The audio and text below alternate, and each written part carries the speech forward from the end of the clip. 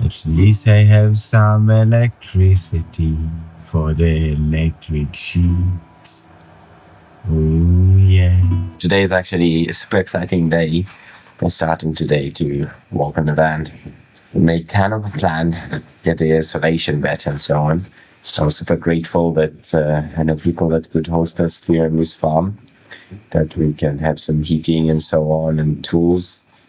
Yeah, yesterday we went to buy some stuff for renovating, and now it's basically just unpacking the wood that we brought and starting to get things going.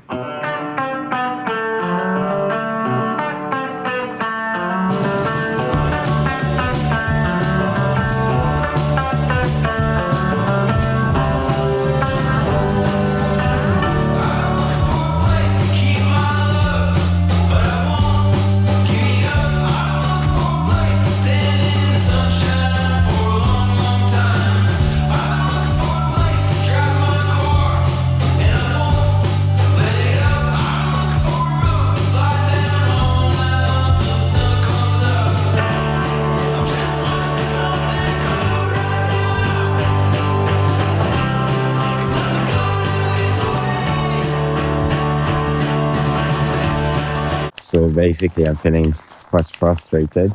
We're walking in the van, and I feel like there's so many tiny things that I don't have access to, or also that I don't really have the knowledge to fix them. Really good ideas. It's lovely. First weekend we're breaking the side door. That's very good for isolation, I guess. We'll see how we're gonna deal with that. So since I started this van build, there was it was like zero amount of riding for me, which is almost a month. I'm usually riding every day or every 2 days or so.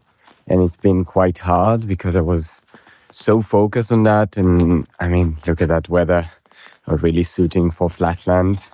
And I'm in this farm, converting it and really trying to make the best out of the time. But I also realized, unicycling is a big thing for me. The reason I want to live in a van is because I want to go to unicycle events, to meet people, to ride with people. And it's very important to do it on the way. Obviously I was planning to be already in Spain or somewhere a bit warmer, but there was a bit change of plans, as we can see over here. But there is a shed here that I can go ride in. It's going to be quite cold, quite messy, so I will need to organize it. And the plan is to ride every day because EUC is coming, and I want to do my best there. So let's get my uni. It's been here for ages. That is where we're riding today.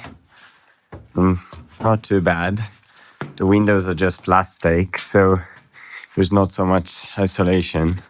Quite freezing, but I guess a good warm-up, maybe some cleanup around this area, and then we are good to go.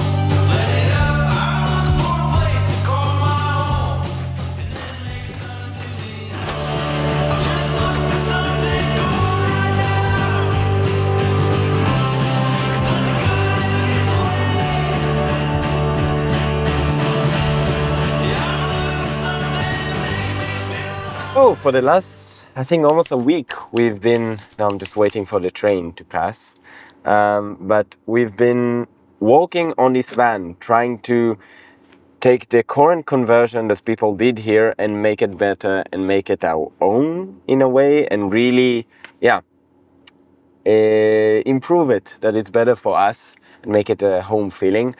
And we realized that there is two main things that we need to focus about. First of all is isolation, that they did do quite well, but there is still spots that are missing. And we had a lot of nights now that were like minus 15, right? Today is quite a nice summery day. It's like 0 degrees, so it's much warmer. But basically, yeah, minus 15 degrees, it's you need to have good isolation, and it's not something I really know about, right? And I think we felt a bit lost. How can we improve the isolation? What materials we should use?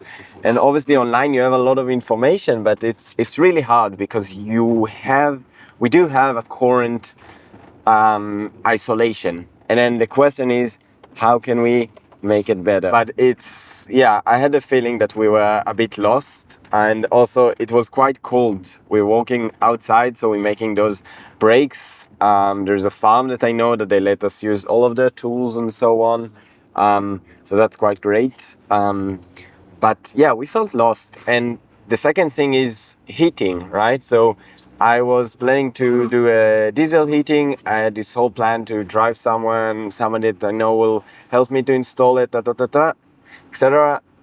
That plan is not going to work out, as life always is, always surprising.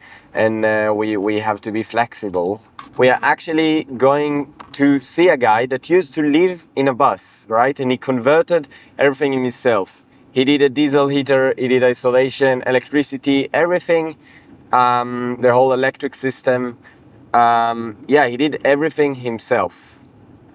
And we are going, first of all, to get an input, somebody can actually look at it and say, oh, you can do that better, or so on. I think a real life input would really, really help us and give us some direction on how to make it better, but also maybe to help us to actually build or install this diesel heater.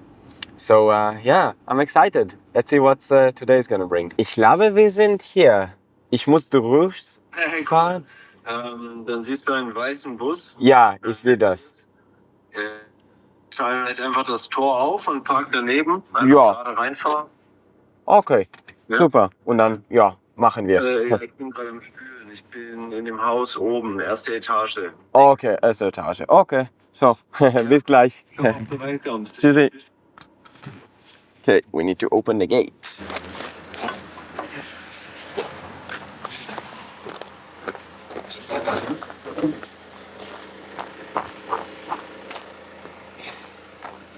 What a look at that van. That is crazy. Also much, much bigger than ours, definitely.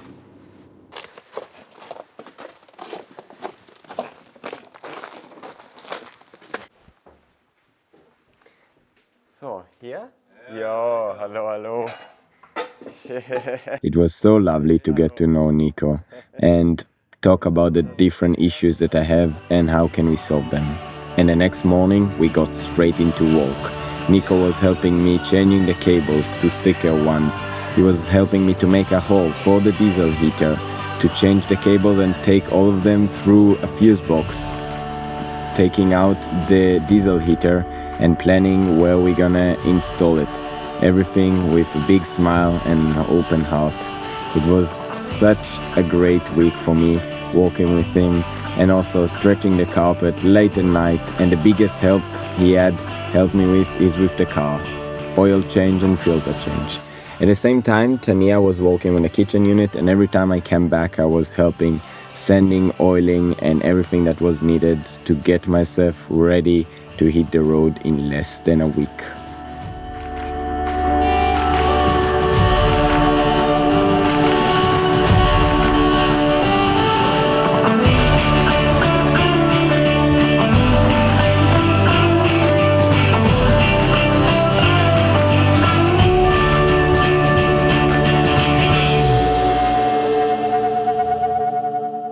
So the last few days I wasn't super motivated to actually film. Because I was really focused on work, and even just setting up a tripod, it's not really my thing. When I'm filming I really want to be filming.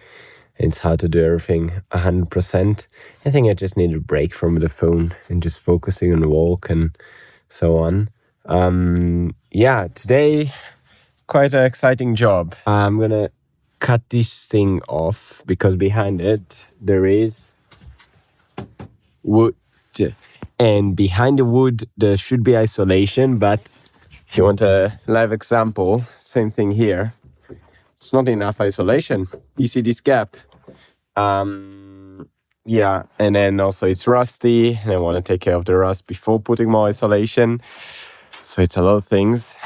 And the reason I'm doing now the back doors is because the last few days I actually finished the rear door, which I'm quite happy about, to be honest. Like here you can hear the difference, right? It's full of isolation, like everything covered, 2 layers, super nice. And then I stretch this fleece carpet, which makes it very, very nice. I'm quite happy about it for first time doing that job. Let's go strip both of the carpets over there. I love it when you're confident. Confident. Confident. I love it when you're confident. Confident. Confident. Confident. I love it when you're confident. Confident. Confident. Step in the room, command in the space. Stand at attention, do what I say.